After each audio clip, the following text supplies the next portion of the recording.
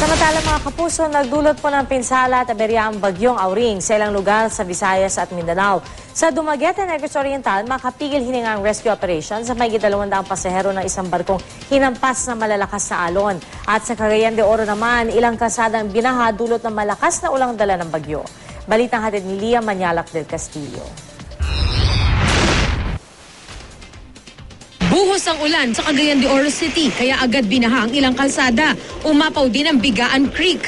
Dahil sa pagbuhos ng ulan, nangamba ang ilang residente sa Barangay Consolacion na malapit sa Cagayan de Oro River.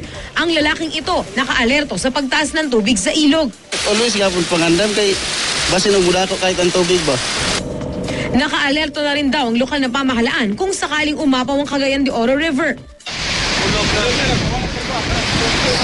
Sa Dumaguete City, Negros Oriental, nakunan ni Yus Cooper Roy Pavericio ang barko habang hinahampas ng nagngangalit na alon.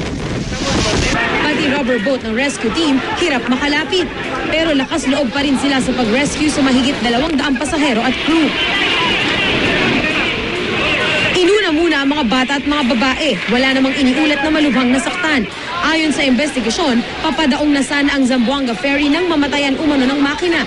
Malakas rin daw ang hangin kaya naanod ang barko sa mababaw na bahagi ng baybayin. Stranded naman ang daan-daang pasahero at mga cargo sa Zamboanga City Port. Sinuspende ng Philippine Coast Guard ang lahat ng biyahe na papuntang Isabela City at Lamitan sa Basilan, Bungaw, Tawi-Tawi at Holosulu dahil sa bagyong Auring. Kahit ngayon lang, kung gusto nila i-refund, pwede nila i-refund. Nandiyan lang ang mga collection booth na mga shipping lines outside, they can refund.